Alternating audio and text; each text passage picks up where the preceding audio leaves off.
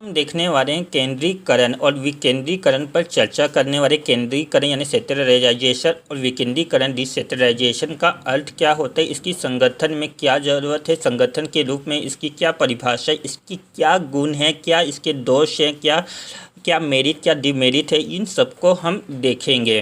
तो केंद्रीकरण का सिंपल सा अर्थ है कि जितनी भी शक्ति या पावर है, जितने भी अधिकार है, वहाँ एक अधिकार यानी एक अधिकारी में निहित हो जाना। जो भी डिसीजन लेगा वहाँ केवल एक अधिकारी रहेगा, उसकी अनुमति के बिना कोई दूसरा कार्य नहीं कर सकता, ना ही कोई दूसरा अनुमति दे सकता है या आदेश दे सकता है। तो संगठन में केंद्रीकरण को किस तरीके से परिभाषित किया गया है उसको देखते हैं। सत्ता का उच्च स्तर पर केंद्रित हो जाना ही केंद्रीकरण कहलाता है। इसमें केवल एक ही पदाधिकारी को निर्णय लेने का, आदेश देने का व नियंत्रण की शक्ति समाहित होती है। अर्थात क्या होगा, जितनी भी शक्ति होगी, जो सर्वोच्च अधिकारी होगा वही निर्णय लेगा, वही आदेश देगा, वही नियंत्रित करेगा। तो इस केंद्रीकरण कि क्या लाभ होंगे, अब उस पर चर्चा करते हैं। क्योंकि सारी सत्ता केवल केंद्र पर निहित होगी तो यहाँ किसका क्या होगा, प्रशासन में कैसी क्या आएगा, एक रूपता आएगी, एक निश्चितता आएगी, एकीकृत निर्णय होगा।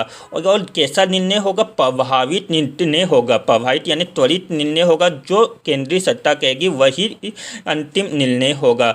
और संकट काल के लिए यहाँ उपयोगी होगा, क्योंकि क्या होगा, विकेंद्रीकरण में क्या होता है, अलग अलग निकायों को भी अधिकार दिए जाते हैं, उसमें उनकी भी अनुमति लेनी पड़ती है। लेकिन केंद्रीकरण में जो सर्वोच्च अधिकारी है, जो निर्णय लेगा वहाँ केवल सर्वोच्च अधिकारी रहेगा। तो वहाँ अच्छे जो वहाँ प्रभावित रूप से संकट काल में वहाँ अपना लाए रख सकता, अपना डिसीजन ले सकता है।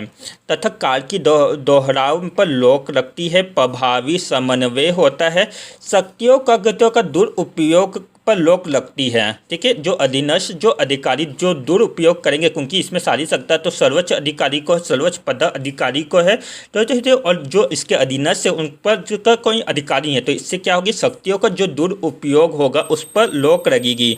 और इसमें अधीनस्थ की प्रभाविता इम्पोर्टेंट नहीं होती है। तो क्या होगा, अधीनस्थ पर जो खर्चा जो हो रहा है सरकार का, जो विभिन्न निकाय है उसमें जो अधिकारी जो नियुक्त करते हैं उसकी जो संख्या है उसमें कमी आएगी केंद्रीकरण में, जिसके कारण यहाँ कम खर्चीली प्रशासन व्यवस्था होती है। अब इसके क्या हानि होते हैं, अब देखते हैं।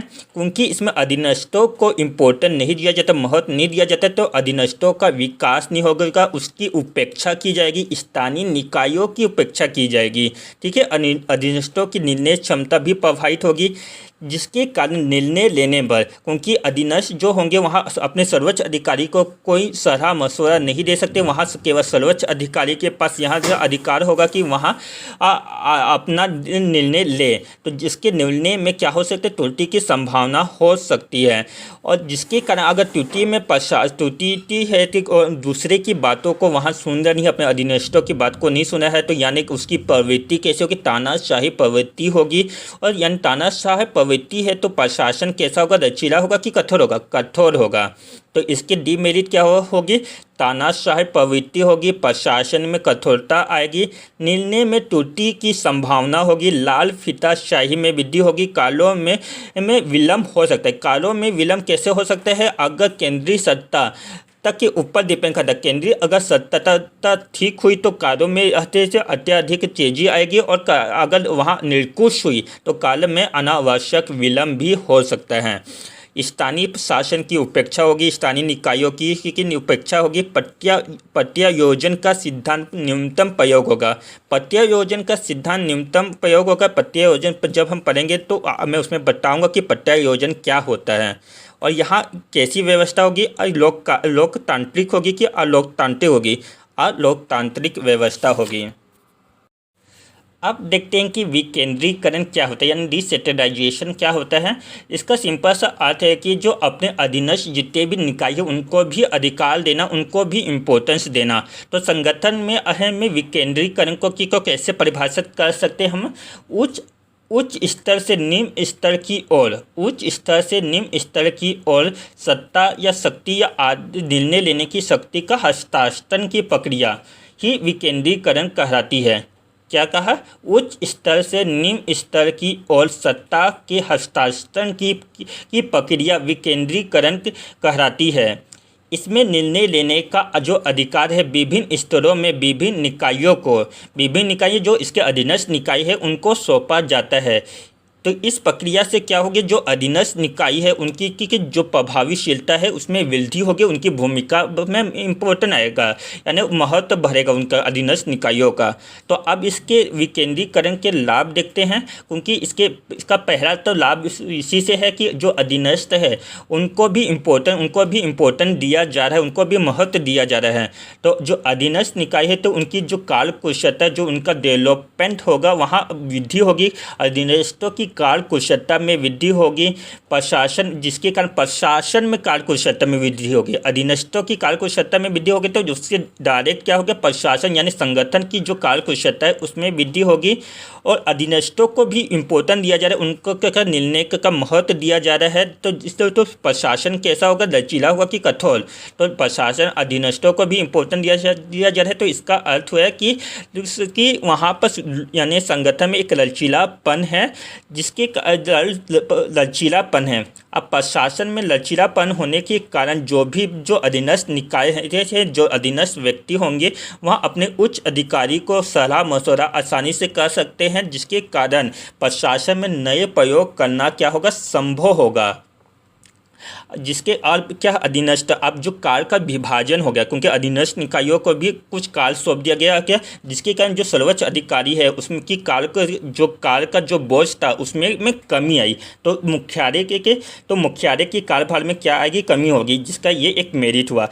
अब इसमें स्थानीय आवश्यकताओं को के अनुरूप कार्य किया जाएगा, क्योंकि स्थानीय निकायों को ही इम्पोर्टेंट दिया जाएगा। उससे अधीनस्थ निकायों का, और अधीनस्थ निकाय किससे जुड़े हैं, स्थानीय निकायों को जुड़े हैं। तो जो स्थानीय जनता की आवश्यकता है उसके अनुरूप निर्णय लिया जाएगा। अब देखते हैं कि इसके दोष क्या होंगे। तो आप जो केंद्रीकरण के जो लाभ थे उसी के यहाँ दोष होंगे, ठीक है। और विकेंद्रीकरण अब देखते हैं ये संकट काल के उपयोगी होगा कि नहीं होगा। संकट काल के यहाँ उपयोगी नहीं होगा, क्योंकि संकट काल में क्या होगा का सबसे सलाह मशवरा करना पड़ेगा। सबके का अधिकार अपने जो अधीनस्थ से निकाय हैं उनसे भी सलाह मशवरा करना पड़ेगा, उनका का क्या निर्णय है उसको सुनना पड़ेगा। उसके पश्चात दोनों की सहमति से डिसीजन लिया जाएगा। तो संकट काल के लिए यहाँ अनुपयोगी है। समन्वय की कठिनाई हो सकती है, भ्रष्टाचार में वृद्धि हो सकती है, लाल भतीजावाद भाई भतीजावाद में वृद्धि हो सकती है, शक्तियों का दुरुपयोग हो सकता है, क्योंकि अधीनस्थ निकायों को भी अधिकार है निर्णय लेने का अधिकार दिया है, तो वहाँ इसका दुरुपयोग कर सकते हैं। और प्रशासन में कैसी एकरूपता होगी कि निश्चितता का अभाव होगा, क्योंकि एकरूपता और निश्चितता का अभाव होगा। और केंद्रीय नियंत्रण का भी इसमें अभाव होगा, क्योंकि स्थानीय और केंद्रीय नियंत्रण का अभाव होगा। स्थानीयता और क्षेत्रीयता की भावना प्रबल होगी, क्योंकि अधीनस्थ जो निकाय है उसके कारण क्या होगी, स्थानीय निकायों को इम्पोर्टेंट दिया जाए तो निश्चित रूप से जो स्थानीय निकाय और क्षेत्रीयता की जो भावना है वहाँ प्रबल होगी।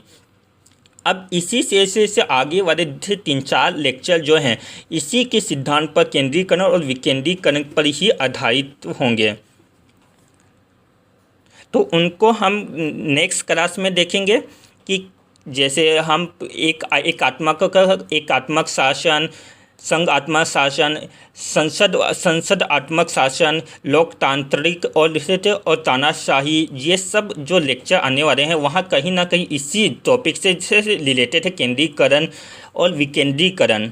और एक और क्वेश्चन आता है कि भारत एकात्मक है कि संघात्मक है, ठीक है, उसको भी नेक्स्ट आने वाले लेक्चर में देखेंगे।